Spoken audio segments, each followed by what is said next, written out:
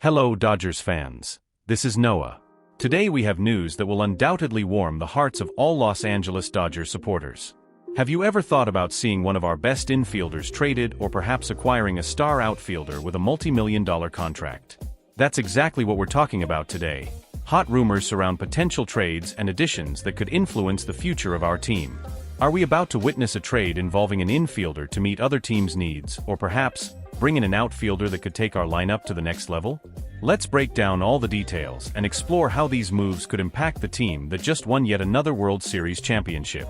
Before we dive in, I want to make a quick and very important request. If you love the Dodgers and want to stay up to date with all the news and analysis about our team, subscribe to Dodgers Daily News now. Your support is crucial to continue delivering quality content and fueling the excitement we all share. Don't forget to hit the notification bell and like this video. The more our community grows, the stronger we become as fans. Let's embark on this journey together. Have you ever wondered what it would be like to see Gavin Lux wearing a jersey other than the Dodgers? Well, that possibility is in the air. The Seattle Mariners seem determined to make it a reality.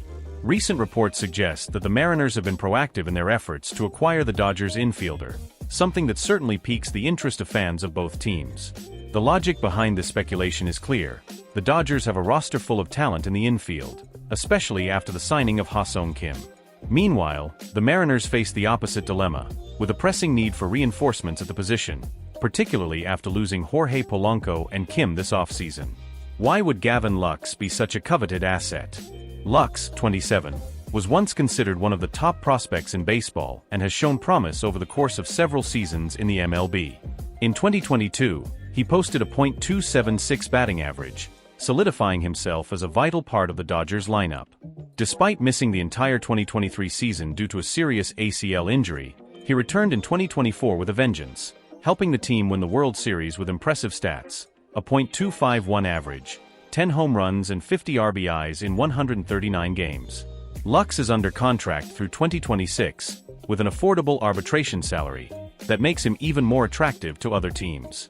What could the Dodgers gain from this? With the addition of Ha-Seong Kim and other emerging talents on the roster, trading Lux could provide an opportunity to address other areas of the team, specifically the bullpen or pitching rotation. However, parting with a player who contributed to the recent championship and still has so much potential is not a decision to be made lightly. On the other hand, the Mariners face an urgent need. After failing to sign Gleyber Torres and other big names this offseason, they lack a reliable starting second baseman, something that could jeopardize their aspirations for next season. In this scenario, Lux becomes an ideal solution, if the Dodgers are willing to trade him. Now it's your turn to join the discussion. Do you think the Dodgers should consider a trade for Lux? Or would it be a mistake to give up such a versatile and young player? And what kind of return should the Dodgers expect if they do make the move? Share your thoughts in the comments. It will be intriguing to see how this narrative plays out in the coming weeks after an already remarkable offseason. With players like Ha-Seong Kim, Teoscar Hernandez and Blake Snell now donning Dodgers blue, the team appears primed to defend its World Series title in 2025. However, in a move that would represent the final touch of luxury, the Dodgers could be targeting Luis Robert Jr., the talented Chicago White Sox outfielder who is on a $50 million contract. With a combination of power and defensive excellence, Robert would be an immediate addition. At his peak, he could hit an OPS close to .900 and hit as many as 38 home runs a season, all while shining defensively and adding speed on the bases. But is this trade really necessary? The Dodgers' current roster is already considered one of the most complete in the league. With a rotation bolstered by Snell and a solid infield led by Kim, the team has no glaring holes. So why would they pursue a player like Robert? The answer is simple: because they can. Adding a player of Robert's caliber wouldn't be to fill a need, but to further strengthen what is already one of the most powerful lineups in baseball. Furthermore, in a lineup loaded with talent, Robert would have the protection he needs to reach his full potential as a hitter. On the other hand, acquiring Robert would not be easy. The White Sox know the value of their star and would undoubtedly demand a substantial package in return. This could include young prospects or even players already on the Dodgers roster. Is it worth sacrificing the future to secure an even brighter present? If you were in charge of the Dodgers front office, would you make this trade? Is Robert the kind of player who justifies the risk of giving up young talent? Or would it be more prudent to focus on areas that still have room for improvement, like the bullpen? Leave your thoughts in the comments. With one of the best rosters in the league, do the Dodgers still have room for a player like Luis Robert Jr.? After all, when it comes to the Dodgers, the question is never why, but rather why not. Imagine then, Nolan Arenado donning Dodgers blue, bringing his experience and talent to bolster the World Series champions' defense. Sounds tempting, doesn't it? But would this hypothetical trade involving the Los Angeles Dodgers and St. Louis Cardinals be the right move for both teams? Recently, rumors have surfaced suggesting that the Dodgers could be the perfect destination for Arenado, the veteran third baseman who boasts an impressive 10 Gold Gloves and 8 All-Star selections. The player's desire to join the Dodgers is clear, especially after he reportedly declined a trade to the Houston Astros using his veto clause. But what would the Dodgers have to sacrifice to make that happen? One scenario suggested by analysts involves the Dodgers acquiring Arenado in exchange for Chris Taylor and Tony Gonsolin. Taylor, who has been a key piece for the Dodgers since 2017, saw his offensive production drop significantly in 2024, posting an OPS of just .598. Gonsolin, who missed the entire 2024 season due to Tommy John surgery, is expected to return fully healthy in 2025. On the other hand, Arenado, despite his impeccable defensive record, has seen a dip in offensive performance in 2024. He posted a .719 OPS, his lowest since his league debut, with just 16 home runs and 71 RBIs. With 3 years and $52 million remaining on his contract, the Dodgers need to evaluate whether the investment is worth the expected return. Bringing Arenado to Los Angeles would undoubtedly improve the defense at third base, but the impact on the offensive lineup remains unclear. Max Muncy, the current incumbent at the position, continues to receive public support from the team. Would moving Muncy or splitting his position strengthen the team or create instability?